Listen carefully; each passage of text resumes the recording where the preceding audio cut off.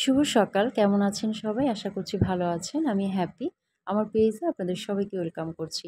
ঘুম থেকে উঠেই দেখলাম গাছগুলো একদম শুকিয়ে গেছে। তাই আগে গাছে আজকে পানি দিব। এরপরে হচ্ছে অন্যান্য কাজ করব।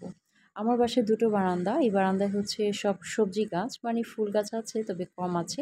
আর এই বারান্দায় হচ্ছে সব ফুলের গাছ। এটা হচ্ছে জবা গাছ। এখানে সাদা ফুল হয়। ইদানিং এখানে প্রচুর ফুল হচ্ছে। আর এটা হচ্ছে একদম রক্ত জবা হয় এই গাছে। এটা হচ্ছে কামিনী গাছ। এখন গাছে ফুল নেই, তবে যখন ফুল হয় গাছটাতে প্রচুর ফুল হয়। একদম নিচে ঝরে পড়ে থাকে, তখন দেখতে অনেক সুন্দর লাগে।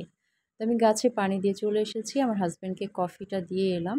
আর অনেকদিন তো আমার হেল্পিং হ্যান্ড ছিল না, নতুন একজনকে পাওয়া গিয়েছে। আমি একটু কাজ থেকে একটু মানে রক্ষা পেয়েছি।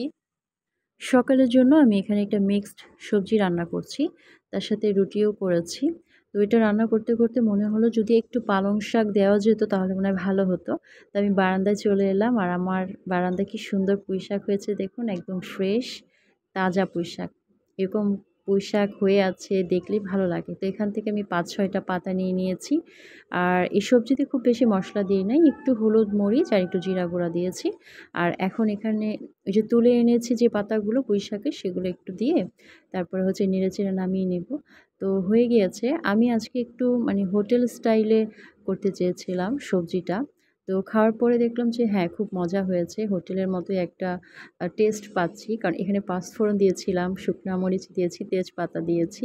তো আমার হাসব্যান্ডও বলছিল যে খেতে অনেক ভালো হয়েছে। তো দুপুরে একটু গুঁড়ি, গুঁড়ি বৃষ্টি পড়ছিল। একটু হাওয়া দিচ্ছিল, ভালোই লাগছিল। আর এই যে দেখেন আমি ডাবের শাঁস নিয়ে বসেছি। শাঁসটা বেশি নরম ছিল না, একটু হার্ড হয়ে গিয়েছে। তবে আমি ডাবের শাঁস খেতে অনেক পছন্দ করি। দুপুরে রান্নাটা করে নিলাম। আজকে একদম সিম্পল মানে মাছের একটা ঝোল করেছি। দুপুরে আবারও এতটা সবজি রান্না করেছি। আমরা তো সবজি অনেক খাই। আগেও একবার বলেছিলাম একটা ভিডিওতে। আর এই যে দেখেন দুপুরের পর থেকে কি সুন্দর বৃষ্টি পড়ছে। মানে এত সুন্দর লাগছিল দেখতে যে আপনাদের সাথে শেয়ার না করে পারলাম না। এত সুন্দর বৃষ্টি দেখে মানে ঝটপট ফোনটা বের করলাম আর ভিডিও ক্লিপসটা নিলাম। দারুণ লাগছিল বৃষ্টিটা দেখতে। তো বিকেলে আমি এখন মজার একটা নাস্তা বানাচ্ছি। এই নাস্তাটা আমার ধারণা সবাই খেতে খুব পছন্দ করে। তবে বেশিরভাগ সময় এটা সকালে খাওয়া হয়, বিকেলে খুব একটা করা হয় না।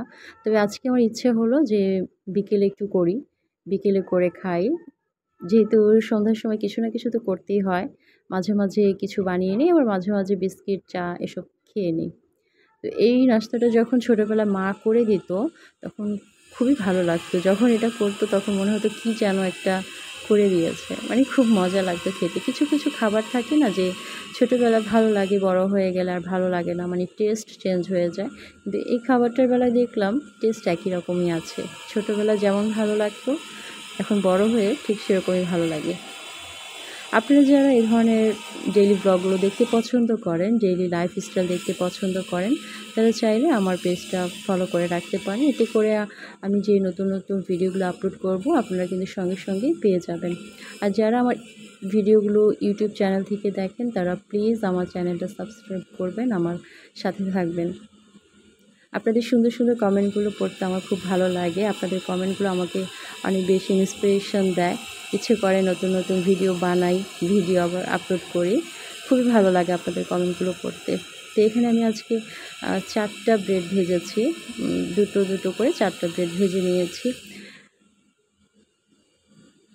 একটুখানি চাও করব অবশ্য। চা বা কফি যেকোনো একটা আর কি করব। তবে আগে এটা খাবো, তারপরে হচ্ছে চা করব।